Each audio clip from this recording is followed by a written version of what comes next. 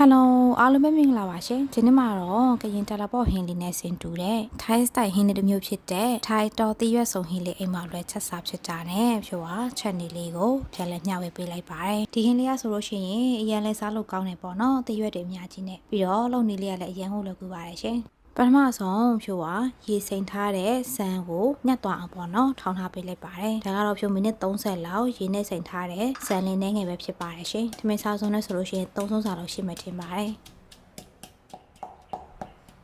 ထောင်းရတဲ့ဆန်လေးကညှက်သွားပြီဆိုတော့နဲ့တူတဲ့ဖြိုးကငရုတ်တီစိမ်းရယ်လှီးထားတဲ့ချက်တော်နဲ့နှလုံးစာလောက်ကိုထည့်ပေးရနဲ့ပြန်ပြီးတော့ညှက်သွားအောင်ပေါ့နော်ထောင်းထားပေးလိုက်ပါတယ်ဒီနေရာမှာအဆက်ကတော့ကိုစားနေတဲ့လောက်ချိန်ဆပြီးတော့ထည့်ပေးနေပါတယ်နော်ဖြိုးကတော့လုံးဝညှက်သွားတဲ့အနေထားလောက်ထိမထောင်းထားဘူးပေါ့နော်နည်းနည်းလေးညှက်ပြီးတော့တမသွားပြီဆိုတော့နဲ့ဖြိုးကခတ်ထုတ်ပေးလိုက်ပါတယ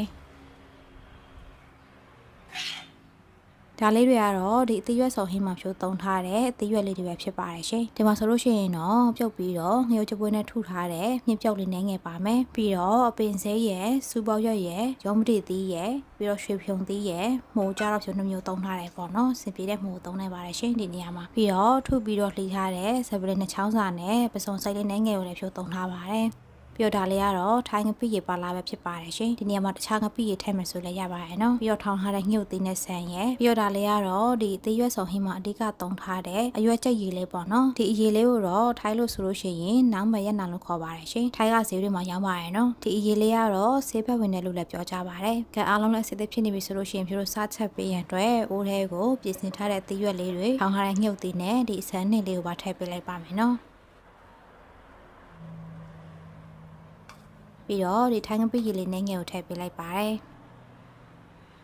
ရတာတော့ကတော့အသားမှုတ်ရယ်စားရယ်ပြီးတော့ဒီရွက်စိမ်းရည်လေးကိုပါဖြိုးတပူးစာလုံးကိုထိုက်လိုက်တယ်ပေါ့နော်ဒါလေးကိုတော့သူတို့ဈေးမှာဆိုလို့ရှိရင်အဲ့လေးနဲ့ထုတ်ပြီးလဲရောင်းပါတယ်နော်ပြီးရင်တော့ဖြိုးတို့ရေကိုကိုလိုအသက်လောက်လေးထည့်ပြီးလို့ရှိရင်ဒီတိုင်းလေးပဲအဖုံးလေးအုပ်ပြီးတော့ချက်သွားပေးလိုက်ပါမယ်နော်ဖြိုးကအသေးရွက်များနေတာနဲ့မမှွေပဲဒီတိုင်းလေးပဲစူလာတဲ့အထိချက်သွားပေးလိုက်ပါတယ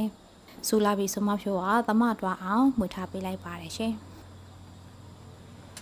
်ဒီဟင်းလေးနဲ့ဆိုလို့ရှိရင်ငါးကြော်လေးနဲ့ပဲဖြစ်ဖြစ်ချက်ဥကြော်လေးနဲ့ပဲဖြစ်ပေါ့နော်ပြီးတော့ဝတ်သားကြော်လေးနဲ့ပဲဖြစ်အရင်ဝင်လိုက်ပါတယ်ရှင်ပြောမှဆိုလို့ရှိရင် Thai style တော့အသေးရွက်စုံဟင်းလို့လည်းပြောရတယ်ပေါ့နော်သူတို့အီဆန်နဲ့ချက်စားတဲ့ဟင်းလေးပဲဖြစ်ပါတယ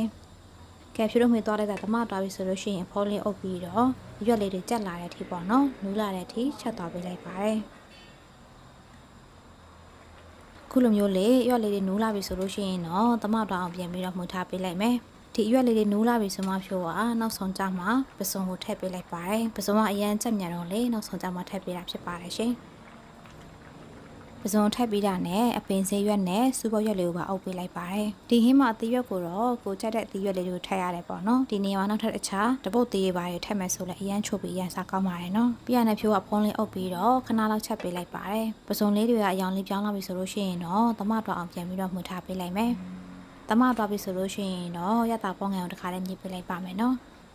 ဒီနေရာမှာပေါငန်ကိုတော့ကိုစိတ်ကြိုက်ပြင်ပေးနိုင်ပါတယ်ရှင်ဖြိုးတော့သူတွေကိုစားလေးနှင်းငယ်နဲ့အသားမှုန့်နှင်းငယ်ကိုထပ်ပေးထားပါတယ်ဒီဟင်းလေးရဆိုလို့ရှိရင်အသီးရွက်များတော့လေချိုးတက်လေးကဖြည့်ပြီးတော့ချိုးလေးနဲ့အရင်ကိုစားကောင်းပါတယ်အနက်လေးရဆိုလို့ရှိရင်အရင်မှုတယ်ပေါ့နော်ဒီနေရာမှာဟင်းကိုပြစ်တာမကြိုက်ဘူးဆိုလို့ရှိရင်ဆန်ကို short ထည့်ပေးနိုင်ပါတယ်နော်ကဲမှွေထားလိုက်တာသမသွားပြီဆိုလို့ရှိရင်တော့ရတာပေါငန်ကိုနောက်တစ်ခါမြည်ကြည့်လိုက်မယ်